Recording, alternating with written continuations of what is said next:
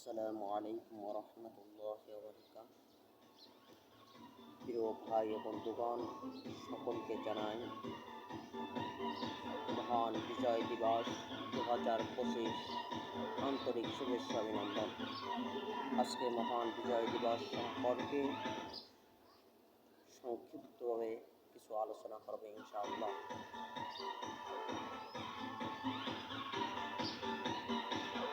লক্ষ লক্ষ রক্তের বিনিময়ে পেয়েছি সোনার বাংলা, তাই তো শহীদদের স্মৃতির কথা ভুলিনি এখনো আমরা। হৃদয়ে আগুন জ্বলে উঠেছে ধৌ ধৌ করে, শহীদদের রক্তের স্মৃতি জেগেছে অন্তরে। ভাইয়েরা আমার, 1901 আমরা ইতিহাস সকলেই জানি। 1971 সালে বাংলাদেশের স্বাধীনতার যুদ্ধ ঘোষণা হয়। 26শে মার্চ স্বাধীনতা লাভ করে।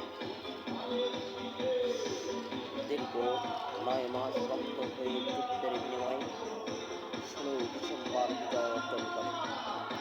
আসলে আমরা আজকে যাদের জন্য এই বাংলাদেশে আমরা স্বাধীনতা লাভ পেয়েছি, তারা এই বাংলার স্বাধীনতার জন্য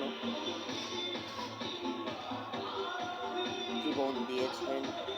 নিজের জীবনের দিকে তাকাননি, নিজের জীবনকে বিসর্জন দিয়ে, জীবনকে বাজে রেখে এই বাংলার স্বাধীনতার জন্য তারা শহীদ হয়েছে।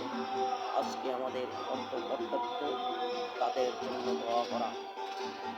তাই ভাই বন্ধুদেরকে বলবো, বন্ধুরা আমার, আজকে অতিরিক্ত ঘোরাঘুরি না করে তাদের প্রতি আমাদের একান্ত কর্তব্য দোয়া করা। আজকে আমরা বলে থাকি, আমার সোনার বাংলা, আমি তোমায় ভালোবাসি।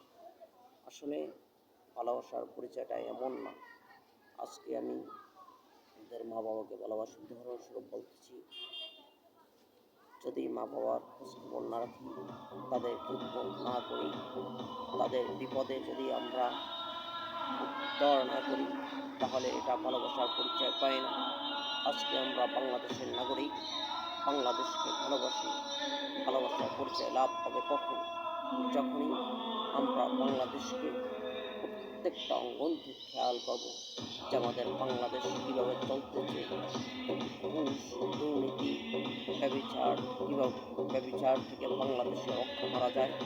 যখনই আমরা খেয়াল করব, তখনই আমাদের ভালোবাসার পরিচয় পাবে। তাই ভাই বন্ধুদেরকে বলবো, আমরা সতেজ হই, আমাদের খেয়াল রাখতে হবে। এখন বলবেন যারা বিভিন্ন নেতাকর্মী আছে তারা খেয়াল রাখে না। আমাদের নাগরিক হিসেবে আমাদের দায়িত্ব, যে যেই অবস্থানে আছে সেই অবস্থান থেকে আমাদের খেয়াল রাখতে হবে। যেমন প্রত্যেকটা পরিবারে একজন প্রধান থাকে। প্রত্যেকটা পরিবার থেকে যদি আমরা খেয়াল করি আমাদের পরিবারের মধ্যে কীভাবে কাটানো যায়, কীভাবে তাদেরকে আদর্শ শেখানো যায়, কীভাবে পরিবারে খারাপ কাজ থেকে ফেরানো যায়, তাহলেই দেখবেন একসময় আমরা সোনার বাংলা হিসেবে লাভ করব। তাই বেশি কথা বিলম্ব করতেছি না, আমাদের এগুলোর দিকে খেয়াল রাখতে হবে এবং আমাদের যাদের বিনিময়ে আজকে সোনার বাংলা পেয়েছি তাদের জন্য আমাদের একান্ত কর্তব্য দোয়া করা। সকলকে বিনীতভাবে অনুরোধ করব শহীদ ভাইদের প্রতি দোয়া করা। এখানেই আমার সংক্ষিপ্ত আলোচনা, সকলের সুস্বাস্থ্য কামনা করে এখানেই বিদায় নিচ্ছি। আসসালামু আলাইকুম রহমতুল্লাহ।